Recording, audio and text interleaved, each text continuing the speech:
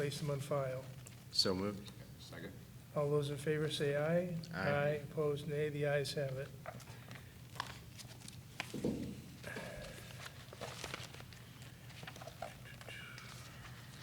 Okay. Communications, Jessica, Bob? We have an update. So our elderly and disabled amounts for the income and assets increased. So the single person would be now 57,000, married is 67,000, and the asset limit for both increased to 171. 57, 67? Yep. And if I could, that's, in the past, it's been the same for married and single, and now there's a differential between the two, so. And where'd that come about? Was that done by the Board of Aldermen? or- Yes, yeah. Yes. Okay. Yeah, So it's governing body decision. any comparison to how that looks compared to other cities and towns? Yeah, I provided them with two reports. One was one I generated internally with like 10 competing cities and towns, and then the city of Concord does a real comprehensive report on everything, exemptions, credits, and they include like median household income and a bunch of that other information.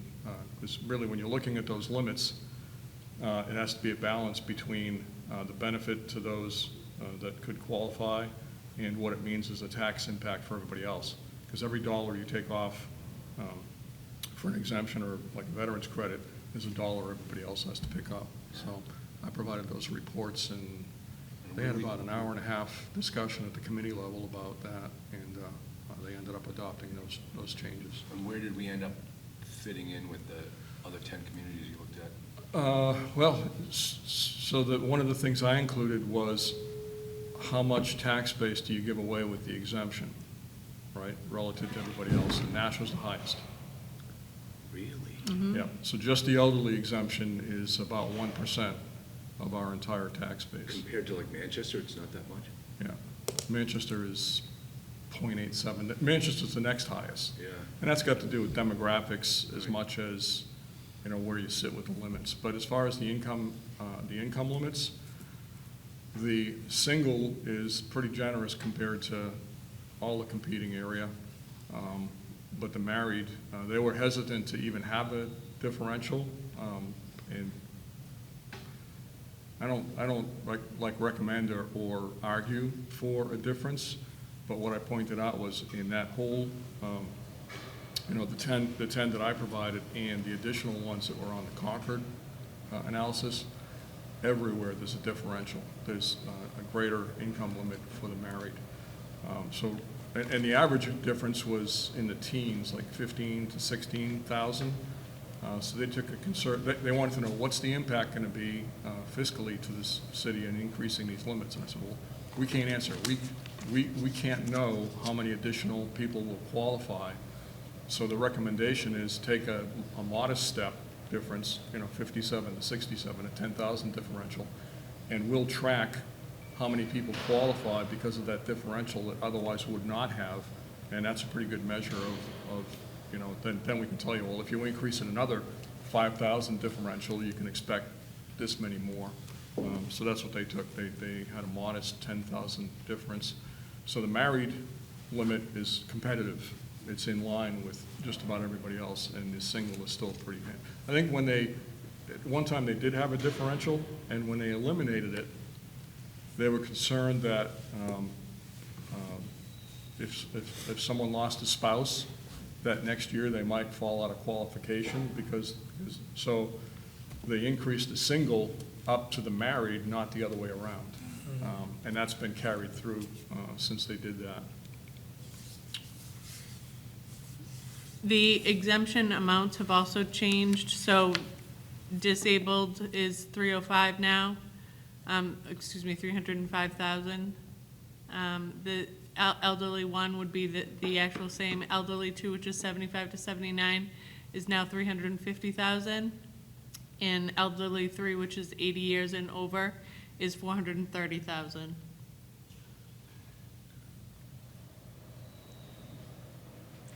Okay.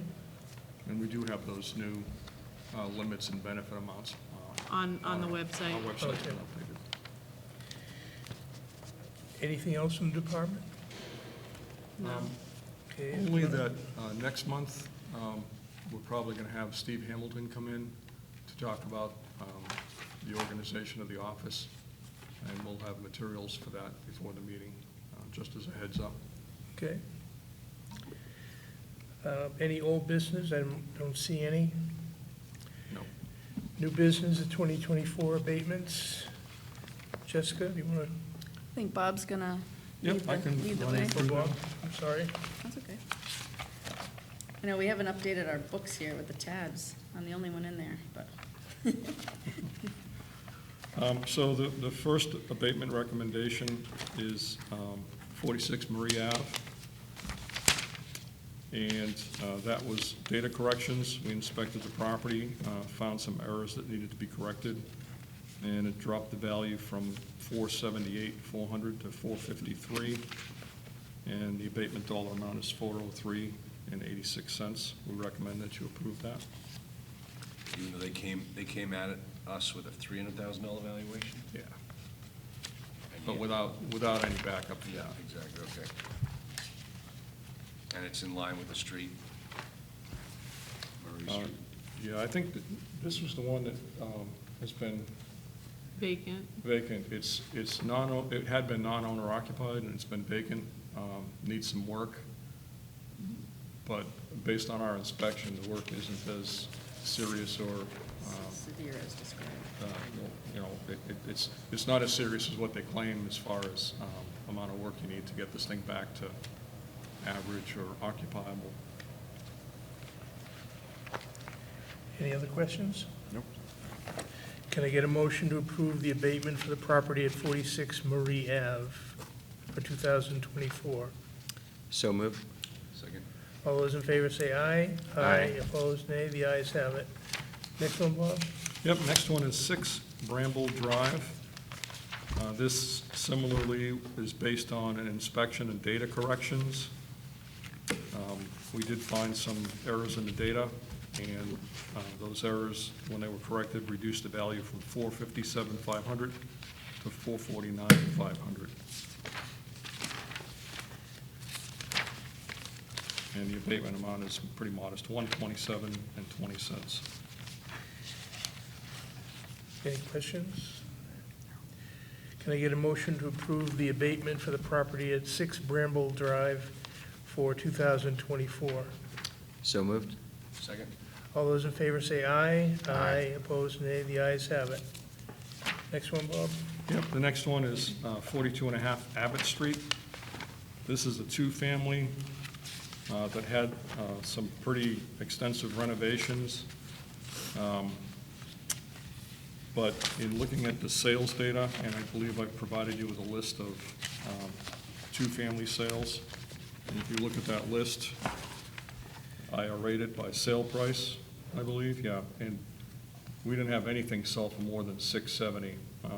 There were several in the 600s, but nothing more than $670.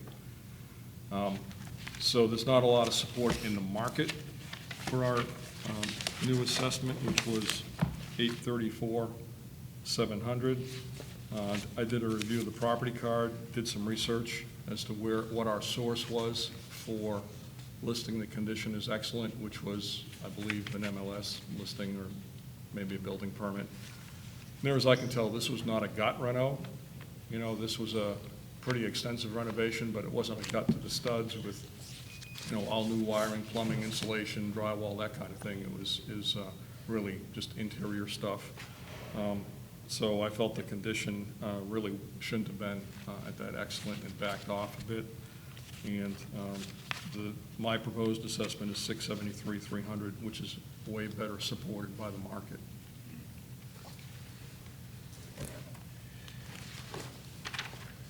No question on that. Any questions, Jay? Just one, so was the high assessment, the 834, was that just based on building permits, or? Let me just take a look. We had so many of these, I don't remember the specifics of every one, but I believe this one did have permits. Yeah, so back in October of '23, a permit was pulled for renovations, the permit face value was $225. Okay, That's pretty significant. yes. But the value prior to those renos was $485. And, cost doesn't equal market, right? So you can spend a couple $100,000, you can spend $100,000 on a new kitchen, it's not going to affect your value that much. But it does have a pretty significant impact. So between the market increasing and those renovations, the 673 is supported by the market. More importantly, it supports that the 834, 700, the market doesn't support. Way out of that. whack. Yeah, Yeah. okay. Can I get a motion to approve the abatement for the property at 42.5 Abbott Street for 2024? So moved? Second. All those in favor say aye. Aye. Opposed, nay. The ayes have it. Next one, Bob? Yep, 36 Doggett Lane. We're recommending an adjustment on this one based on market data. This is a detached condominium. One of the actually, I think the largest unit in the complex. And if you take a look at the property card, this has a 16 by 37 garage attached that is unique to this property. It's newly constructed. So the market indicates the value should be lower, but it still should be higher than anything else in the complex. And what I did was took a look at all of the transfers of detached units similar, and I don't believe there were any. Yeah, so there really weren't any of the large units in this complex that were arm's length sales. So I took a look at the other competing complexes, and I provided a grid that shows that the median price per square foot was $251.99, $252. So that's what I applied to this unit, which results in a base value of $460,700. And then I made an adjustment for that unique detached garage that's unlike anything else in this complex, or unlike any of the comps. And I based that on that base rate of $252, and an attached garage contributes 35% of the base rate in our camera system, in our tables. So I applied 35% of the $252, which is $88.20, times the square footage of that garage, and assigned it a value of $52,200. Added that to the $460, and that's the $512,900 that we're recommending as the abated value.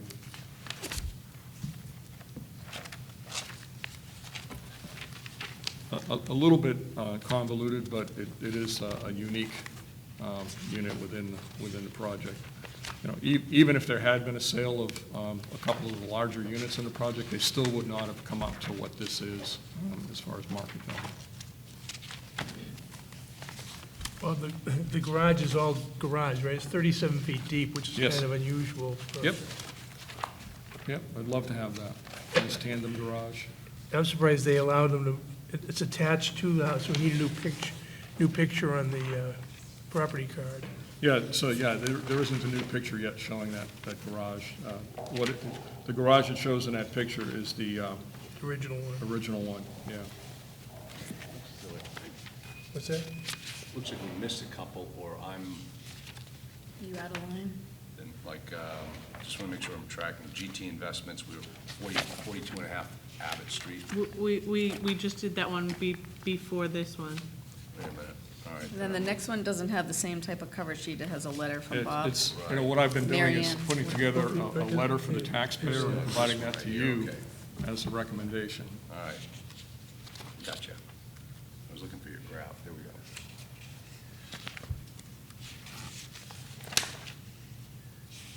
Okay, any questions? Charles? I'm fine, thank you. Could I get a motion to approve the abatement for the property at 36 Doggett Lane for 2024? So moved? Second? All those in favor say aye. Aye. Opposed, nay. The ayes have it. Next one, Bob? All right, next one is 17 Jeremy Place, which is in the same complex. It also is, the largest unit type in the complex, but this doesn't have that additional garage. So my analysis was the same up to that point for the base on the unit, the 460,700. But then this unit has some deferred maintenance and should be reduced from that average. And the method I used for that was looking at the difference between average and fair condition, which is about 5% on our depreciation curve, and applied that, and that's how I came up with the recommended value for this, which is 437,700. I would note that this unit was purchased and closed right around our effective date, and they paid $415 for it. We don't consider it to be a completely arm's length transaction. This was, I believe, a married couple, not their first marriage, and the husband passed away, and the sale was, the sellers were the wife and the heirs. So, there was some negotiation, three-way negotiation between the two sellers and the buyer to get to the sale price. So we looked at that as not being purely arm's length. And that's why we're recommending something higher than the sale price as a fair abatement for this unit. Any questions? Can I get a motion to approve the abatement for the property at 17 Jeremy Place for 2024? So moved. Second? All those in favor say aye. Aye. Opposed, nay. The ayes have it. All right, next one is 63 Spring Cove Road. This is a condominium unit. Took a look at what they provided for information and did my own research and determined that an abatement is warranted from the original value of $431,300 to a revised assessment of $375. And the third page in that little packet kind of shows you the sales within the complex. And the highlighted ones, I believe, are the ones that are most similar to the subject as far as square footage. And they range from 330 to 375, nothing over 375.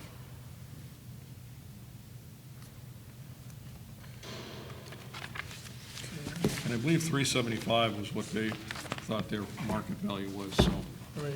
it was a reasonable ask. Any questions? I'm fine. Can I get a motion to approve the abatement for the property at 63 Spring Cove Road for 2024? So moved. Second? All those in favor say aye. Aye. Aye. Opposed, nay. The ayes have it.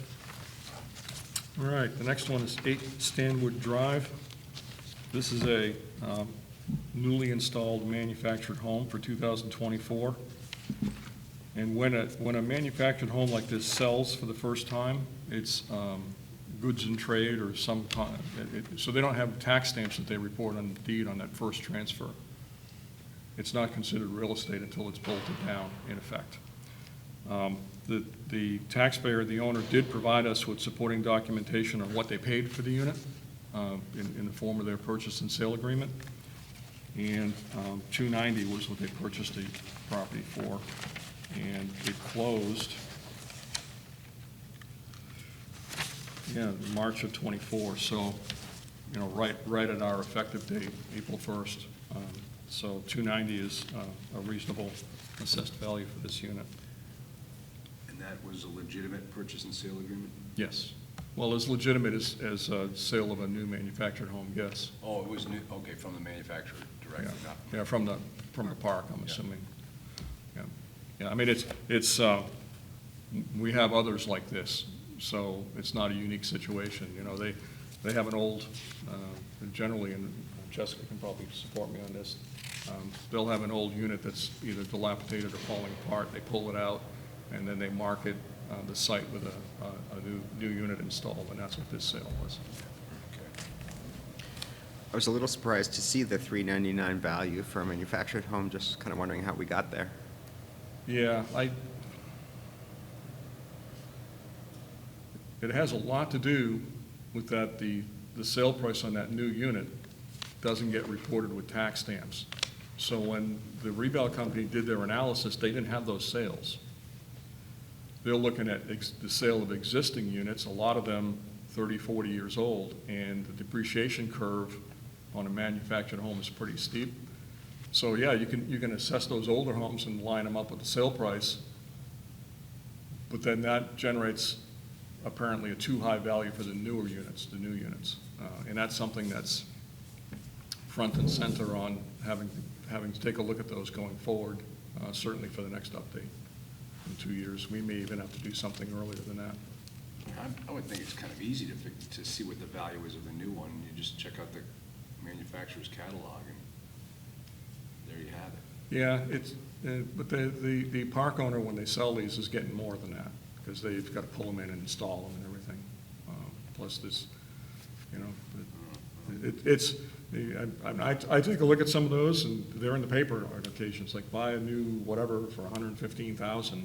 I've seen that, and it's like, well, that's not what they're getting when they're pulled into the park and installed. You know, there's some markup there. But you're correct, it's like, once you have that information, that's pretty good data, and, you know, we're gonna need to use that. And there were quite a few of these for 24. I mean, we've got at least one more 3. here that's Yeah. the same situation, maybe 2 more? There's at least Well, one coming next month, and then there's Yeah. at least one more here. No. You know, it seems like there was a lot of that activity that, yeah, I think if you know, the consultant, Whitney Consulting, we got involved kind of late in that revaluation as they were sending out value notices and having hearings. Had we been involved earlier, we probably would have done more digging on something like this, you know, to find out, hey, that closed in March. If you had the information about it, what it sold for, even though they didn't report tax stamps, you know, when you talk about whether it's a valid sale, this is the type of situation where it's a valid sale even though they don't report tax stamps that you can verify it with. You know, if you can dig for that information, you know, we have to pick these up, we have to visit the property. At that point, we can do some more digging, but that didn't happen, and it was, you know, I mean, you know, the office has been pretty short-handed, and we got in late, so we're going to try to make sure this doesn't happen again. Okay, can I get a motion to approve the abatement for the property at 8 Stanwood Drive for 2024? So moved. Second? All those in favor say aye. Aye. Opposed, nay. The ayes have it. All right, next one is 6 Great Stone, and this is another new for 24 manufactured home. This one they closed in July of 24. Again, no stamps recorded, so we didn't have a sale price. The taxpayer's opinion of value is $280, but I believe we have the P&S, and it sold for $310. You know, why the difference in the value? Well, you know, I paid too much, but if everybody's paying too much, they didn't. I mean, that's what you had to pay to close the transaction, that's the value, so. So we're recommending an adjustment from the $355,400 to the $310 purchase amount when it was new.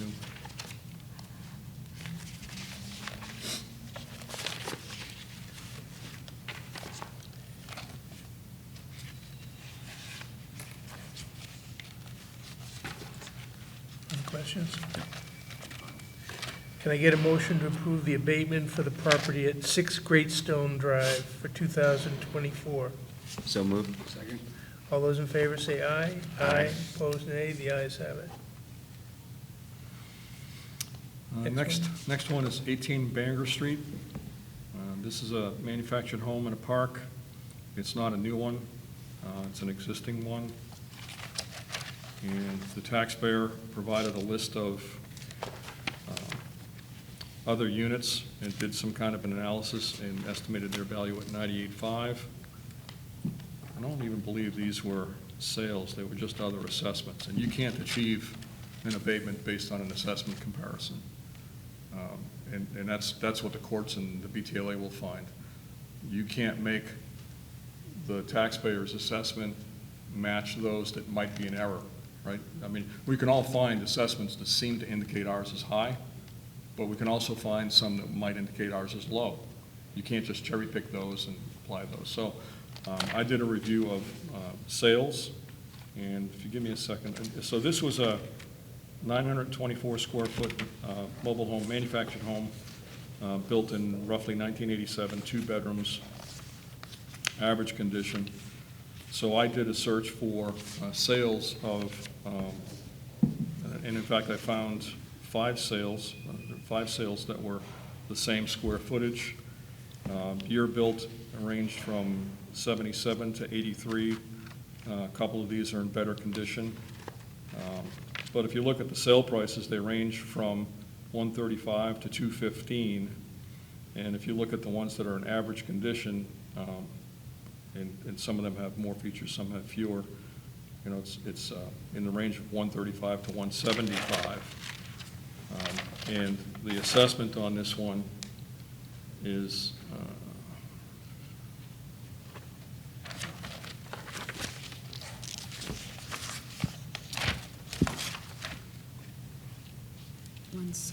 yeah. 179. Yeah, 179,400 was the original assessment.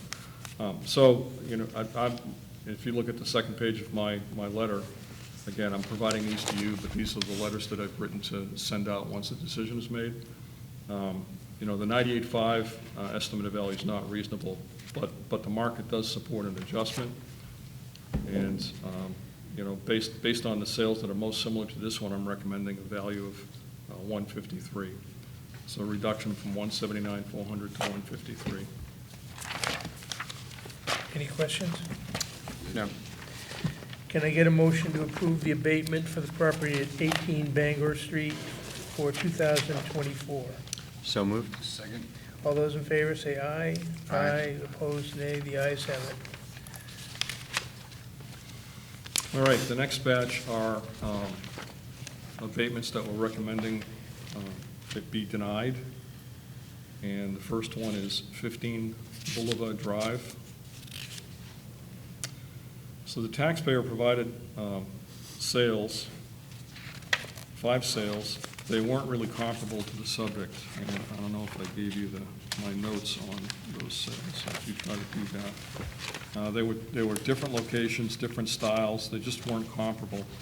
So I did a search for sales that were more comparable, and there were 3 in the immediate neighborhood, identical in style, size, and similar in age. And I have listed those on that letter. And they range in sale price from $425 to $466, and the subject's assessed value is $434,100. So the sales right in the neighborhood support the assessment, and we're recommending that abatement request be denied. But what was his justification? Just by, Well, again, if you look at the second to the last page, that's the information he provided, he or she. And if you look at the list of sales, and if you give me a second to find that, I can tell you why those weren't the most similar sales. he's not saying there's anything wrong with the card, he's not, and you're right, these are the, He averaged, yeah, he says this value is the average of the 7 comps I have included on this form. So he found these sales, averaged them together, and decided that 352, 857 is the, And just glancing at these, you know, I can see at least 4 of the 5 are not the same neighborhood off the top of my head. Yeah, and if you, let me dig this, I mean, June Street's technically not the same neighborhood as this Watch Streets. That was built beforehand and by a different builder. well, what I went by was I had the map open, and I just looked at the streets adjacent to the property. Yeah. Right. And that was right there, so. There was some interesting comments I had on this one, so give me a second so I can find that file. And you can tell when you start looking at the comps how they selected them, and it wasn't based on, you know, these ranches that are similar square footage. It's, you know, and sometimes I think they just pick the lowest sale price. Yeah, I mean, I'm looking at these streets that he's got on here for his comps, and they're just not even close. No. Well, I'm going to try to include my little notes in the future, but, all right, 4 Second Street, inferior neighborhood between West Hollis, Mine Falls Park, mostly surrounded by multifamily, and it's a 741 square foot New Englander built in 1915. Right. Nobody would use that as a comparable for this property if they were doing an appraisal. 91 Gillis, it's an 864 square foot ranch built in 1964. It's a stone's throw from the rail yard, including industrial buildings across the street. It's not comparable. 70 Burke Street, it's a 1950s, 1,072 square foot conventional, like New Englander style. Inferior location, commercial industrial on the street, Burke Street. 18 Meadowbrook Drive is a 1960s 912 square foot ranch. My notes are carport versus garage, open porch versus enclosed porch, no AC, and it backs up to wetlands. If anything, it's probably the most comparable. And then 102 Burke Street is a 1955 930 square foot ranch across the street from commercial industrial self-storage facility. It's inferior location. So the comparables weren't comparable. That's what it amounts to on this one. And then, like I say, there were those nearly identical comps, 3 of which were right there. All ranches? Yeah, they're, the subjects are 960 square feet. All 3 of those are 960 square foot ranches. The subject was built in 72. These are 1970, 1972, 1973.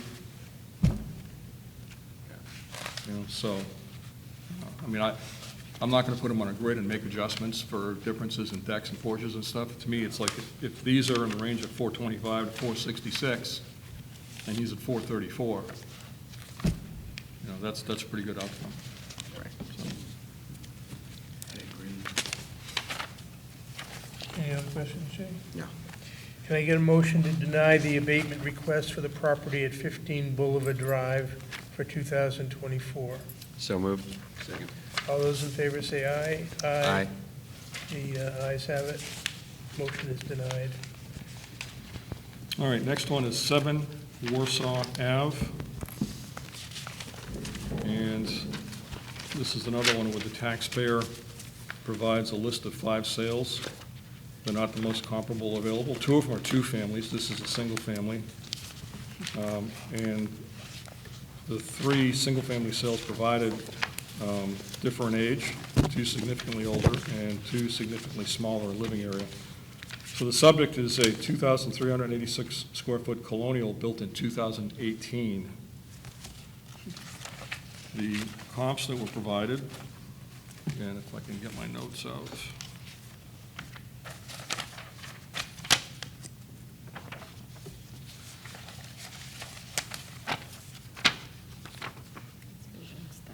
So,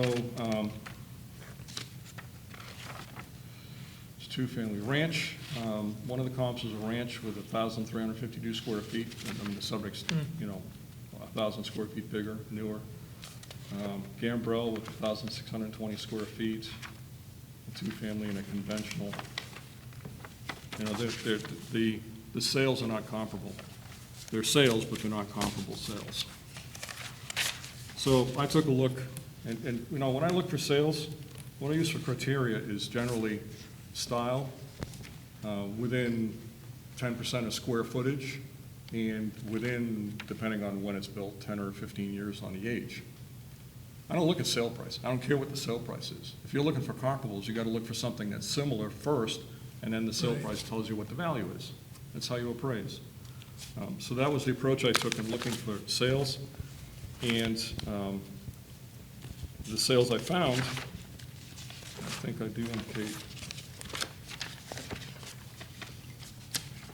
and at least one of these was right in the same neighborhood. I think the Fairmount Street is in the same neighborhood. But they're all newer colonials, except one's built in '84. 2 are 2018, one is 2022.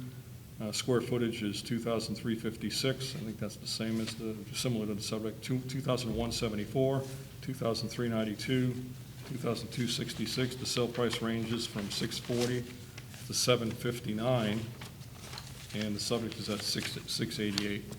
It's right in the range. The sales support that value. Is there any other type of an abatement on this property, an exemption? I see that the gentleman, it looks like he owns it as a guardian. I'm sorry, As a guardian? oh, is this the one with, Oh, yeah, it's The the same mother and son? owner as 36 right. Doggett. I mean, could it be entitled to any other type of, Yeah, not that I'm aware of. I don't see that an exemption is flagged. There's no exemption.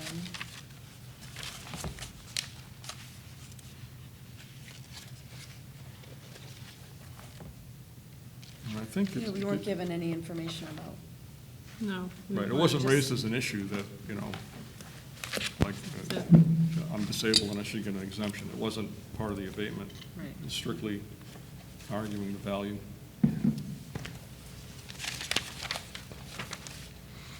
Any other questions? No.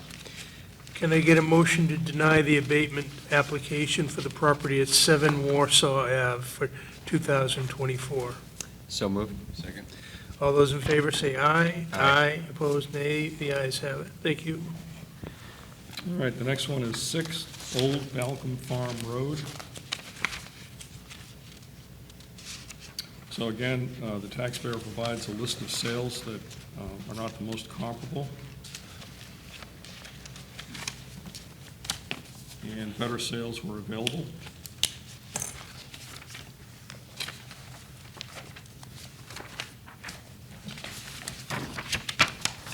So the analysis on the sales he provided was done by Vision. They were, part of the contract was they were supposed to review the abatements. We've been having them review some, and others that look simpler we've been doing internally. 2028. In any case, what I found was that the sales provided weren't the most similar, and the sales that I've listed, I believe I included those with the abatement. Yeah, Yeah. Cherrywood, Heidi, Williston, Ashland. So the sales more comparable range from 626 to 675. Certainly supports a value of 648.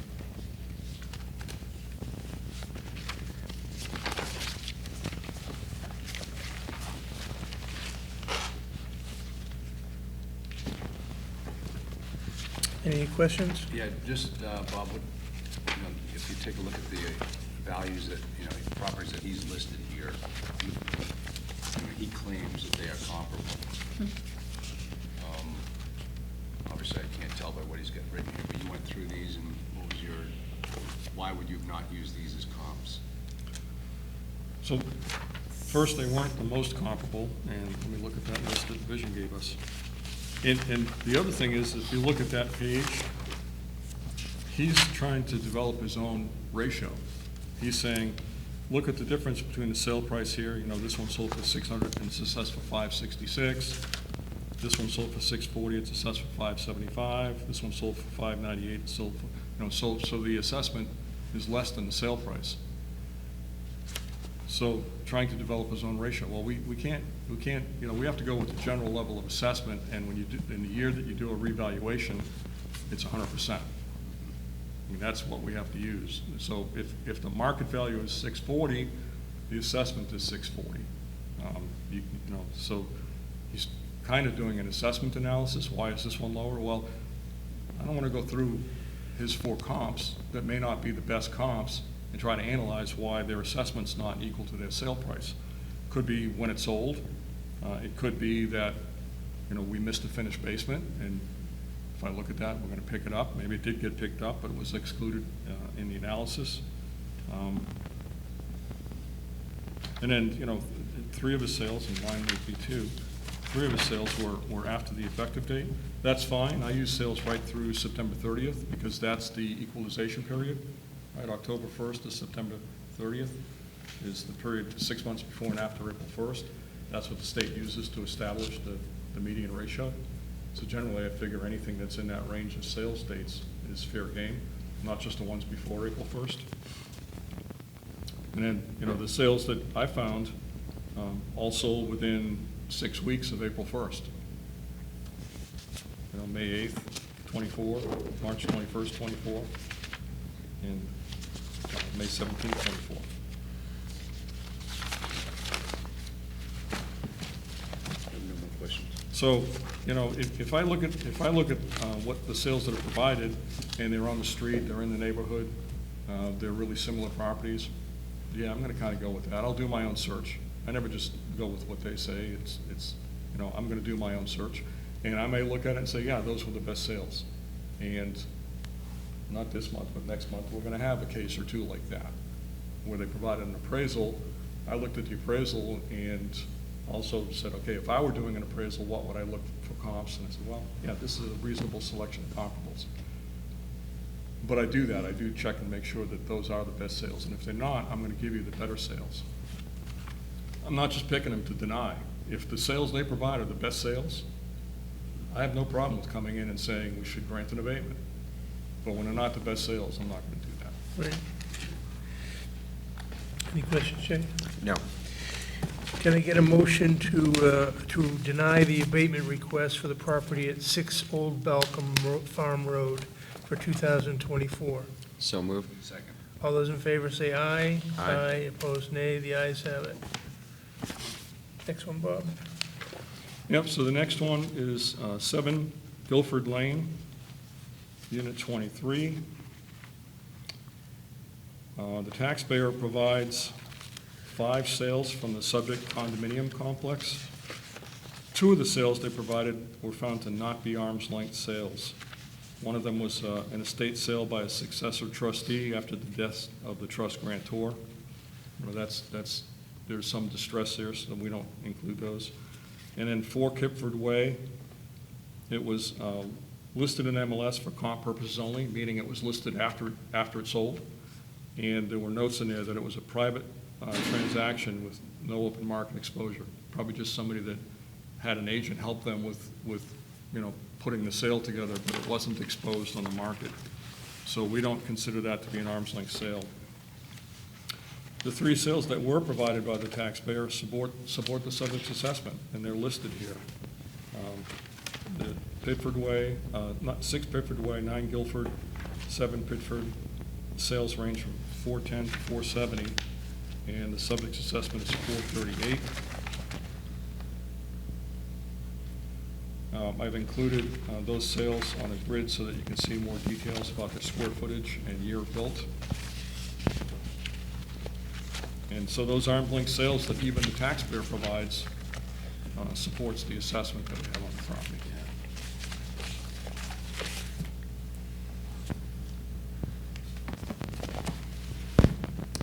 Any questions? No.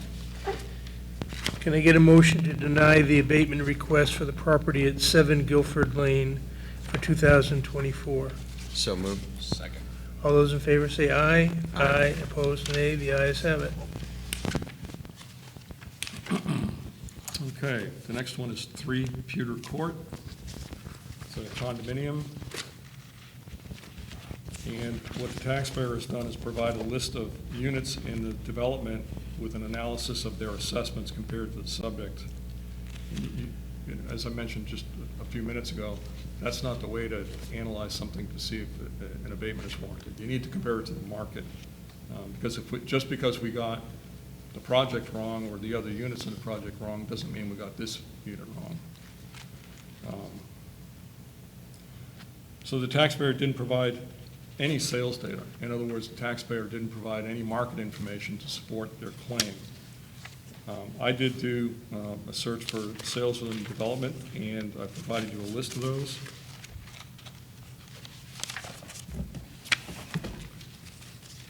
And I've even arrayed them for the ones that are most similar. The top listing is the subject, so you can see the specifics. It's 1,768 square foot, built in 95. It's got a full basement, and it's 2/3 finished, and it's a 2-car attached garage. And if you go down the list, again, the ones that are most similar, they're similar in square footage. They're all a little bit bigger. Only one of them has a finished basement, and that one that has a finished basement, like the subject, only has a 1-car garage. Year built is pretty similar, all in the 90s, except one was built in '89. And the sales prices range from $520 to $537. And the subject's at $535, $600, within the range.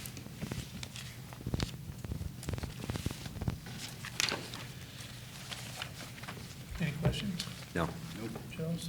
Can I get a motion to deny the abatement request for the property at 3 Pewter Court So for moved. 2024? So moved. Second. All those in favor say aye. Aye. Opposed, nay. The ayes have it. Next one, Bob? Yep, so the next one is 163 Amherst Street. This is a commercial office building. The taxpayer provided an appraisal. We forwarded that to Vision Government Solutions for their commercial appraiser to take a look at it. Again, the contract says they're responsible for, like, the first look at these abatements to recommend to us. Again, we don't send them all to them. It's a little counterproductive if there's, good information that either should be granted or denied. But the ones like this where it's commercial and is an appraisal, I sent it along. The comments we got back, and I believe the appraisal had an effective date of August of '23. Yeah. And the effective date for our assessment is April 1st. The appraisal uses 5 sales, 3 of which occurred prior to the date range that we used for the reval, which is April 1st of the prior year, '23, through April 1st of '24. The 2 sales that did occur in that time frame, within that revaluation sales date range, had a median sale price per square foot that supports the subject assessment. That median sale price per square foot was $162 per square foot, and the subject assessment is $141 per square foot. So the recommendation from our contract assessor, Vision Government Solutions, who did the revaluation, was to deny, and we agree.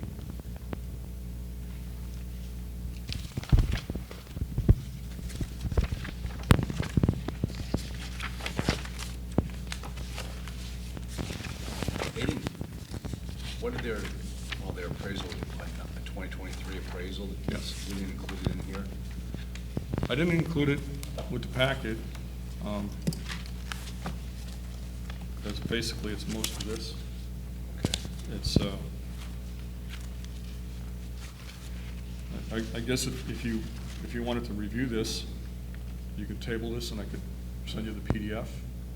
I mean, I looked through the appraisal,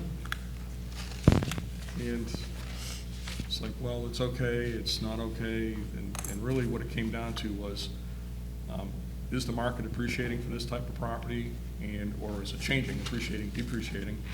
And if so, what's the best sales information? And it's the ones that are closest to our effective date of appraisal.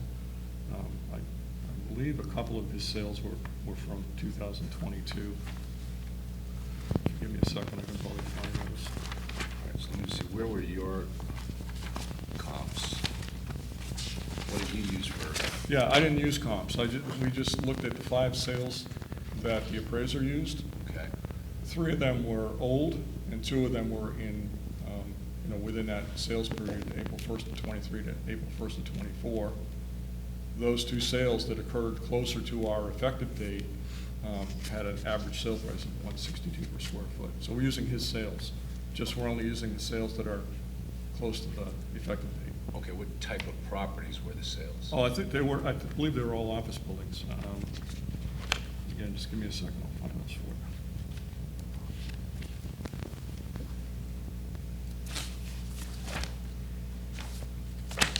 you. U.S. Census data, that makes a big difference in what the property's worth.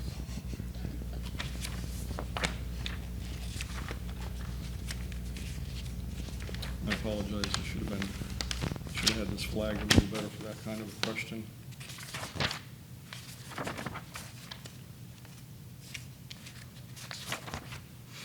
Yeah, and the initial. This is the one that we only got half the appraisal the Right. first time around. It's like the first time around, we got the appraisal right up to where it started, The the important part. valuation.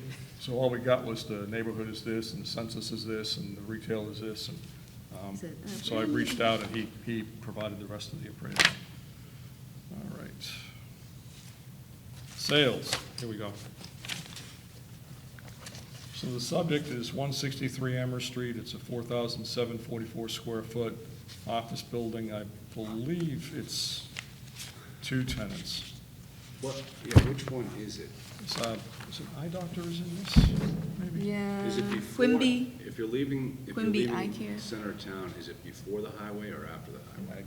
I It think says it's Quimby Eye Care before. Oh, Photovoltaic. Quimby, so that's It's, before the highway? it's before the highway, yeah.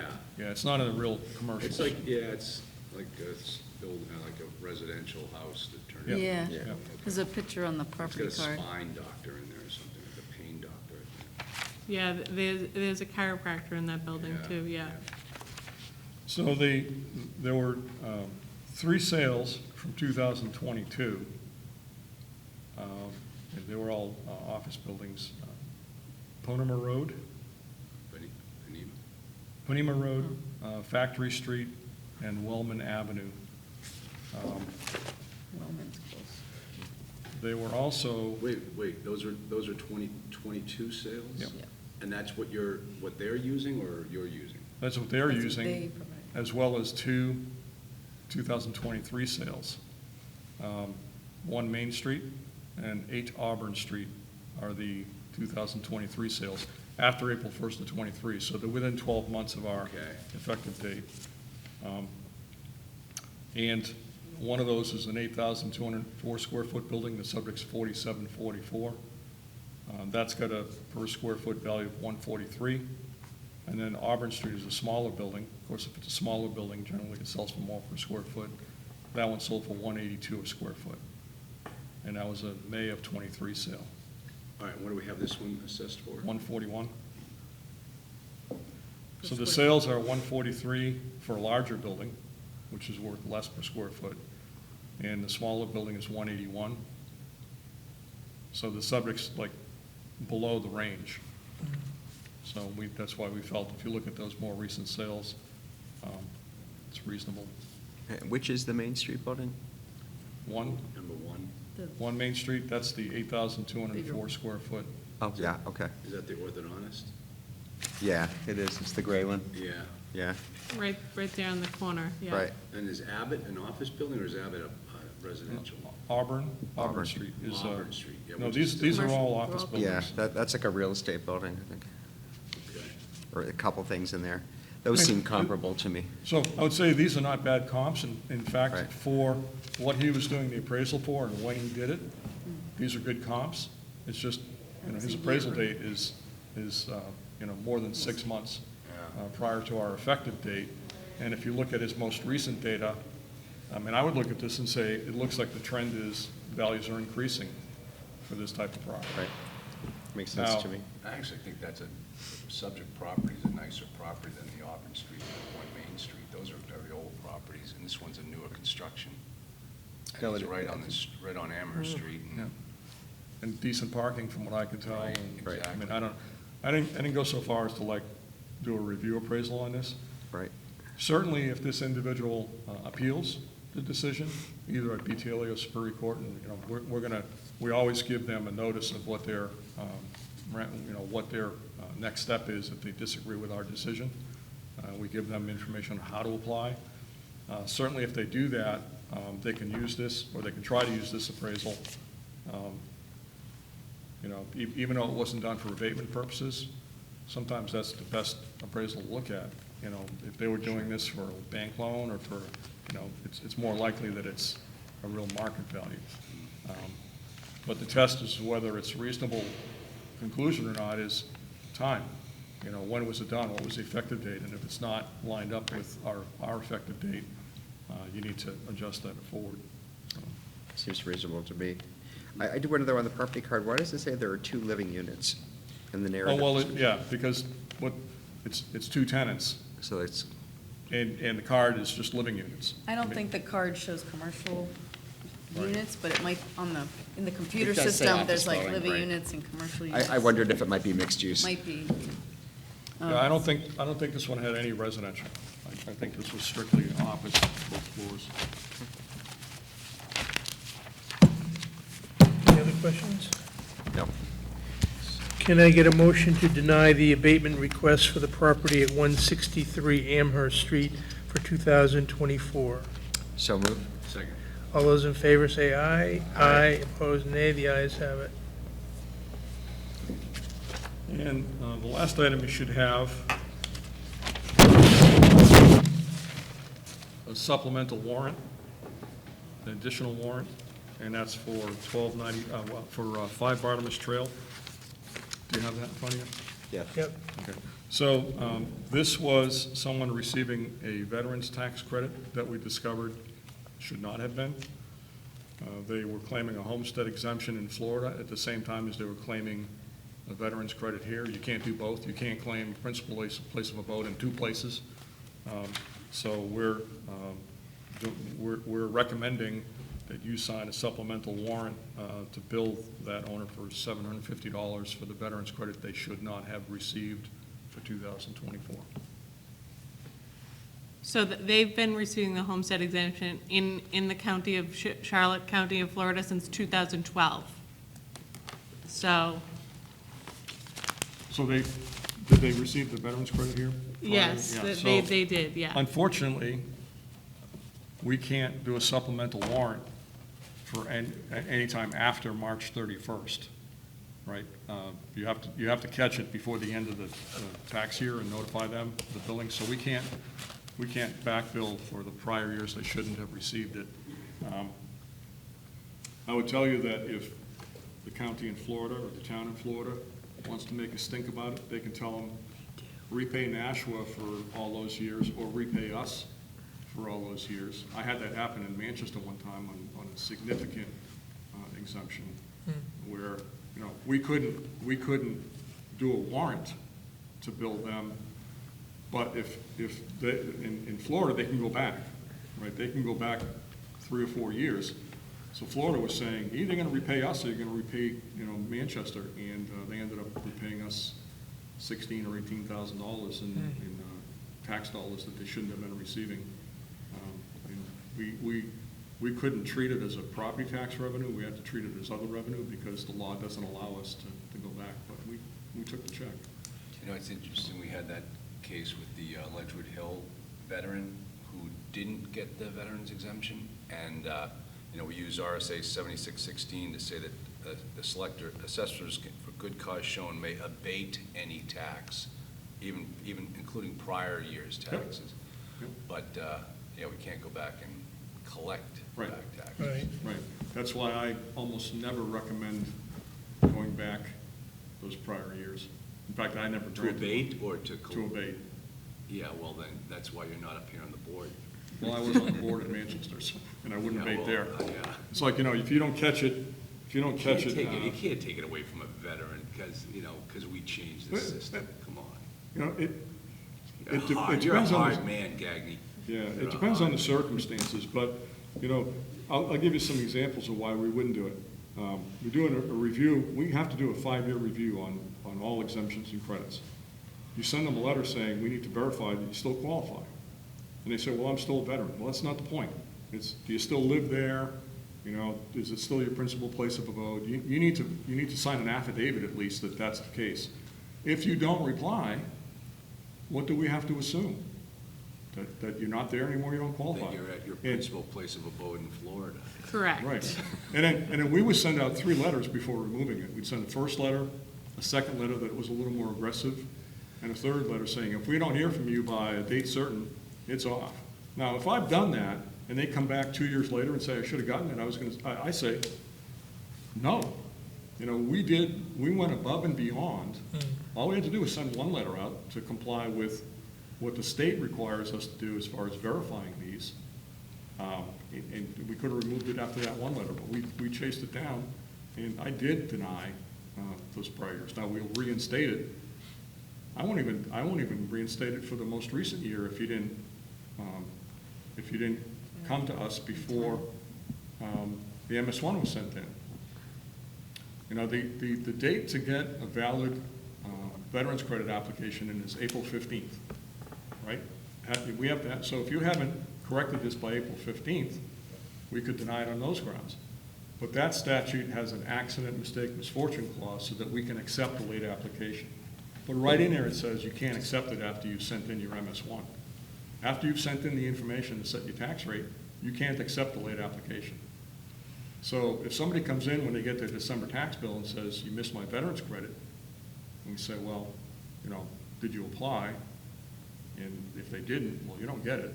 Or if it wasn't removed under the circumstances I described, we sent a letter, they didn't reply, 2 more letters, they didn't reply. I'm not going to put it back in place, and I'll let them fight it at the BTLA. Yeah, you know, to me, it's, you know, I look out for the taxpayers, and that's both singular, you know, that taxpayer, and all the rest of the taxpayers. If they're not doing what they're supposed to do statutorily to get that exemption or credit, it's not fair to every other taxpayer picking up the difference to put it in place. And that's why there's now a 5-year review. This is all part of the Sorrell stuff from the late 90s, when there was a challenge to the constitutionality of the property tax system. And what the courts found was a property tax is constitutional, but not the way the state's been running it for decades. And you got to get your stuff together. Put together the Assessing Standards Board, put some rules in place, put certification in place, and, you know, now if there were that test again, I believe they'd find that it is constitutional. So, not to go off on a big tangent. So. Anyway, but in Nashua's case, you're right, it is up to the board. Whatever I recommend, or whatever we recommend, you know, it's up to you to either. Well, as long as we follow the rules. Yeah, like you said, there's a provision. Now, 7616 was modified 8 or 9 years ago. If you have it in front of you, you probably have the last revision date. I'm looking for that. There was a time when it was written such that the Board of Tax and Land Appeals found that you could not grant in prior years, even with just cause. Well, I'll tell you, back when I was first on the board, I thought that that's the way it was. We never did that. Yep. So what they did was they took what used to be like one sentence and they broke it in 2. I think you have an A and a B now, right? Is that what you're looking at? Yeah, well, the A and the B. No, I think what well, I'd have to look at the history, but it's, they put in may abate any taxes, comma, including prior year's taxes, comma. And it's like, that could have been added in there. Yeah. And it used to be one section announced too. So what's interesting is they can't go back to prior years. Board of Tax and Land Appeals. It's only the local board that can do that, go back to prior years. So I think this just needs board signature, right? We just Yep. wanted to bring Yeah. it to your attention in the meeting, but it'll be in your packet for signature. Do you need to vote on it? Yeah, I any don't think questions? so. Any We don't questions? usually vote on On warrants, warrant, but. on warrants? As long as they sign it, that's the same as voting, Yeah. I guess. Okay. Can I get a motion to approve the supplemental warrant for the property at 5 Bartimus Trail, Unit 303, for 2024? So moved. Second. All those in favor say aye. Aye. Opposed, nay. The ayes have it.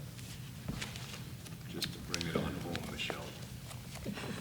Just to bring it on home. I believe that's all we have for you in Yes. public. All right. Okay, thank you.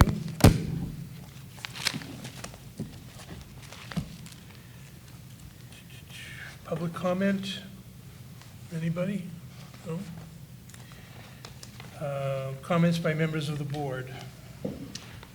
None for me. No, I'm fine. Okay, let's go into non-public. Can I get a motion to go into non-public for 2 reasons? First, to discuss matters which, if discussed in public, would likely affect adversely the reputation of any person other than a member of this board, unless such person requests an open meeting. This exemption shall extend to include any application for assistance or tax abatement or waiver of a fee, fine, or other levy if based on inability to pay or poverty of the applicant pursuant to RSA, Part Part 91-A:3, Roman numeral 2, Section C. Second, under 91-A:3, Roman numeral 2, Section L, for the consideration of legal advice provided by legal counsel, either in writing or orally, to one or more members of the public body, even where legal counsel is not present. So moved. Second? We have to do a roll call. Jay Mancara? Aye. Charles Dobbins? Aye. Robert Early? Aye. We're in non-public as of 10:06.